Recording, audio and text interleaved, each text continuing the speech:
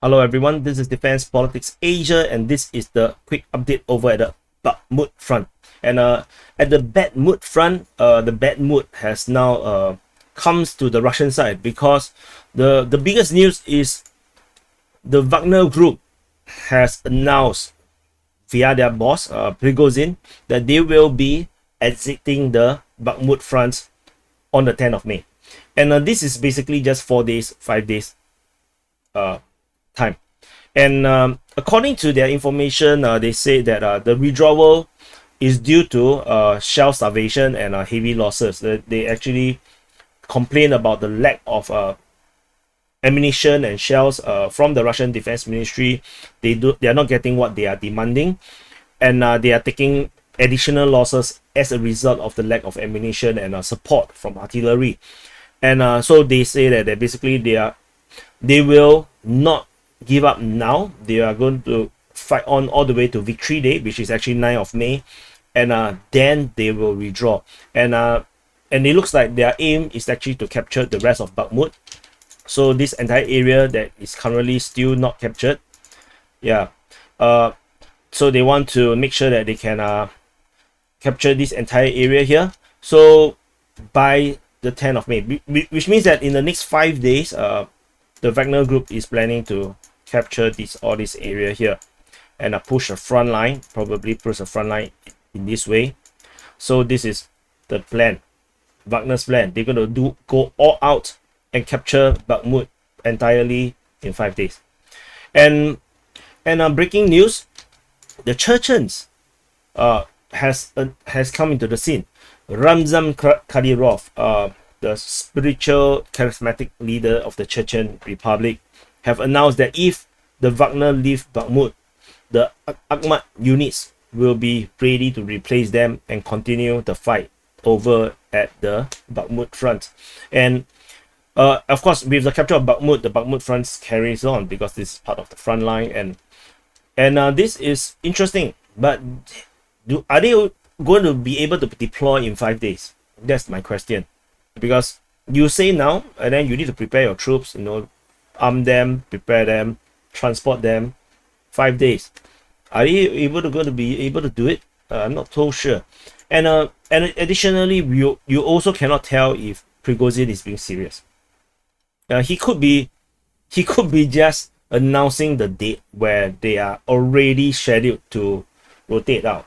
So they could be just trying to attract the Ukrainians to do one massive offensive on the 10th, and actually the Wagner Group might actually still be there. So who knows? So this because during the rotation, that's when the defense line is the weakest, because the new guys still not know what they're gonna do, and then the old guys are leaving, and then there will be some confusion, and this handover is actually quite weak.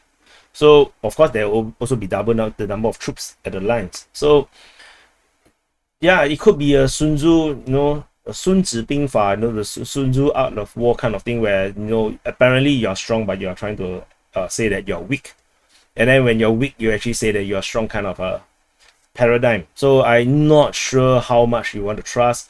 Personally, Prigozhin's press service, I used to announce a bit more of his statements.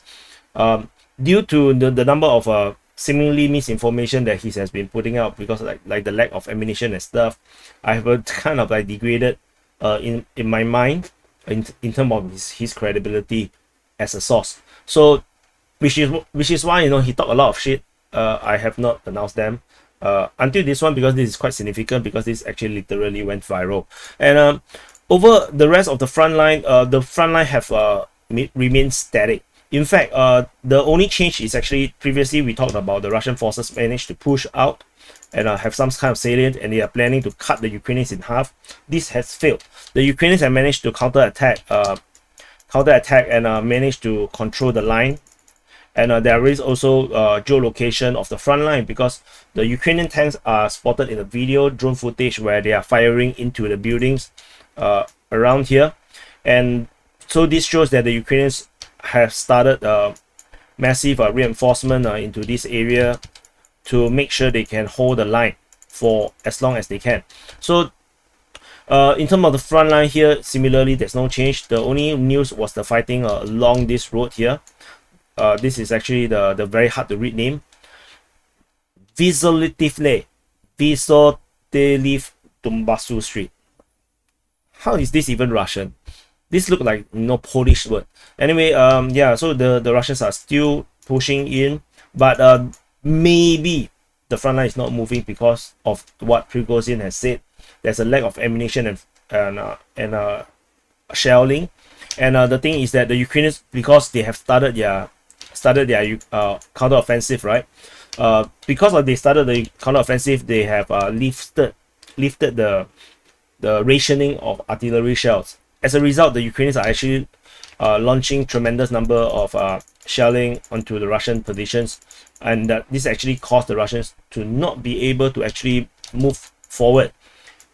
This is exactly what the Russians has been doing to the Ukrainians for most of the war, and the Ukrainians are now paying back the favor. So as a result, the front line have went stagnant due to this fact, which is probably why Prigozhin is pissed off, because they cannot outgun the Ukrainians. The best rumors I have is that the artillery shelling is at most on par. That means the Russians are actually being outgunned tentatively in the Bakhmut front, and the Ukrainians actually have a advantage, the artillery advantage currently in the front line over here. So other than that, we do have the Ukrainians trying to launch a counteroffensive from Hryhorivka and Bohdanivka region. This that had not worked out. The Russians has been pushing very strongly back against them. There's, in the latest information also, there is fighting near Khromove. Along the highway, the Russians now currently pushing here as well. Some latest information or rumors also says that the fighting over at the Khromove region is extremely fierce, and this is sounded out by Kremlin, reading pro-Ukrainian sources. So so the situation here is pretty vague. One weird thing that happened is that the Ukrainians actually blew up this bridge at Chasivia.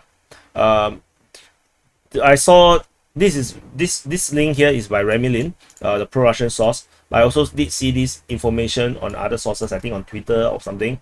And this is actually unusual, because if the Ukrainians are actually on the offensive, they need to they need to be able to cross the bridge and continue to launch the attack. So why do they blow the bridge? I can't tell. So or maybe that is the Russians that blew it, and then the pro-Russian source say it's the Ukrainian that blew it. That also is possible. And over further up north, we do have also some push towards Minkivka, according to Kremlin as well. So anyway, this is the quick update over at the Bakhmut front. A lot of dramatic developments over the Bakhmut front, despite the front line actually did not change. So for those that are Chechen fans, the Ahmad Sila fans, yeah, the Chechens are probably going to come soon. If you are the Wagner fans, then yeah, sad times. Bakhmut, you are having a Bakhmut. So the Ukrainians, for the pro-Ukrainian fans, I think there's a lot of promise, a lot of exciting developments. I think the Ukrainian counteroffensive currently at the Bakhmut front is really putting a lot of pressure on the most effective fighting unit on the Russian side. Anyway, this is the quick update, and I'll press the subscribe button.